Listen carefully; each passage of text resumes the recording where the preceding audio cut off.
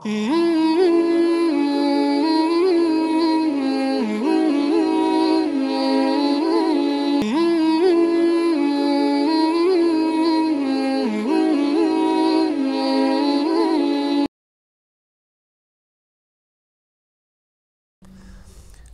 و نصلی علی رسولہ الکریم۔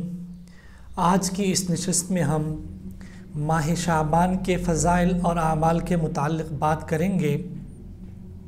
شعبان کا مہینہ اسلامی سال کا 8واں مہینہ اور بابرکت مہینوں میں سے ایک مہینہ ہے، اور اس مہینے کے چند فضائل ہے، جس میں سے پہلی فضیلت اس مہینے کے لیے اور اس مہینے میں برکت کی دعا کی ہے۔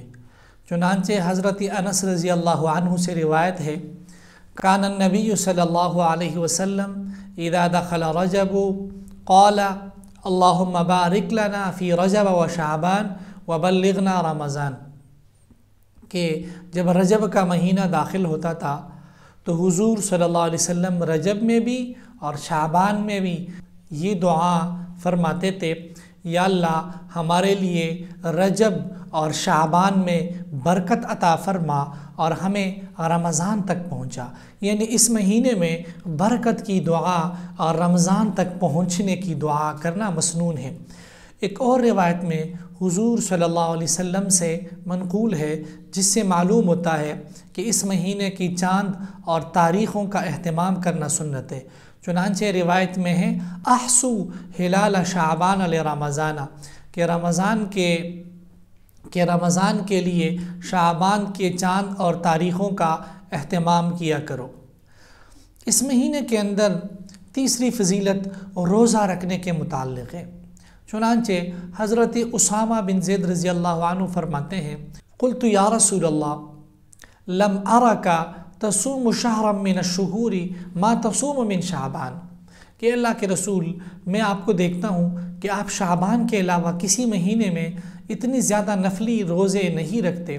تو آپ صلی اللہ علیہ وسلم نے فرمایا ذاک شہر یغفل عنہ الناس بین رجب و رمضان، کہ یہ ایک ایسا مہینہ ہے جو رجب اور رمضان کے درمیان ہے اور لوگ اس سے غافل ہیں۔ اور فرمایا ذاک شہر یرفع فیہ اعمال العباد الی رب العالمین، یہ ایک ایسا مہینہ ہے کہ اس مہینے کے اندر بندوں کے اعمال رب العالمین کی طرف اٹھائے جاتے ہیں۔ فأحب ان یرفع عملی وانا صائم، میں اس بات کو پسند کرتا ہوں، حضور نے فرمایا کہ میرے اعمال اس حال میں اٹھائے جائے کہ میں روزے سے ہوں۔ دوسری احادیث میں بھی آتا ہے اعمال کے اللہ تعالیٰ کے اوپر پیش ہونے کا، کہ یرفع عمل اللیل قبل عمل النہار ویرفع عمل النہار قبل عمل اللیل۔ اسی طریقے سے پیر اور جمعرات کے دن بھی اعمال کے پیش ہونے کا تذکرہ آتا ہے۔ محدثین نے ان تمام احادیث کی تفصیل اس طریقے سے بیان کی ہے کہ جو روز کے اعمال ہیں وہ دن کے اعمال رات کو پیش ہوتے ہیں، رات کے اعمال دن کو پیش ہوتے ہیں، اور جو ہفتے کے اعمال ہیں وہ پیر اور جمعرات کو پیش ہوتے ہیں، اور جو پورے سال کے اعمال ہیں وہ شعبان کے مہینے میں پیش ہوتے ہیں۔ اور ایک اور روایت میں حضرت عائشہ رضی اللہ عنہ فرماتی ہے، کان رسول اللہ صلی اللہ علیہ وسلم یصوم حتی نقول لا یفطر، کہ حضور صلی اللہ علیہ وسلم نفلی روزے اتنے زیادہ رکھتے تھے کہ ہم یہ سمجھتے تھے کہ اب حضور صلی اللہ علیہ وسلم افطار نہیں فرمائیں گے۔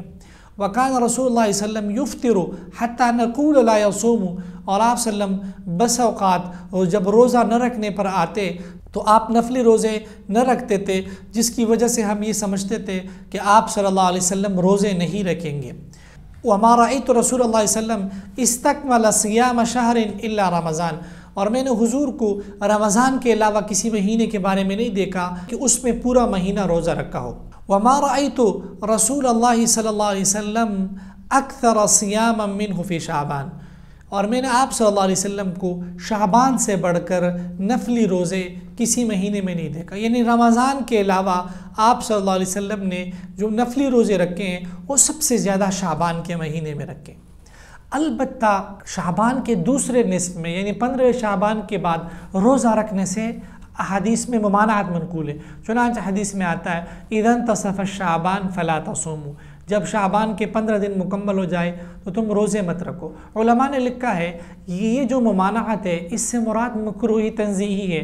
مکروہ تنزیہی کا مطلب یہ ہے یعنی 15 شعبان کے بعد نفلی روزہ نہ رکھنا بہتر ہے، اور اس کی وجہ یہ ہے کہ آگے پورا مہینہ رمضان کے روزے رکھنے ہیں تاکہ ان روزوں کی وجہ سے ایسا ضعف لاحق نہ ہو کہ رمضان کے روزے رکھنے میں مشکل ہو۔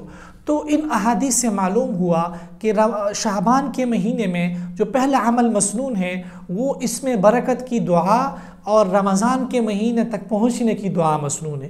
دوسرا عمل اس کے تاریخوں کو اچھے طریقے سے یاد رکھنا مسنون ہے تاکہ رمضان کے لیے تاریخ یاد ہو۔ اور تیسری بات اس مہینے کے اندر زیادہ روزے رکھنا مسنون ہے۔ اللہ تعالی ہم سب کو عمل کی توفیق نصیب فرمائے۔ آذان میڈیا ہاؤس کو سبسکرائب کریں اور بیل کے آئیکن کو پریس کریں تاکہ آپ ہماری تمام آنے والی ویڈیوز کو دیکھ سکیں۔ جزاکم اللہ۔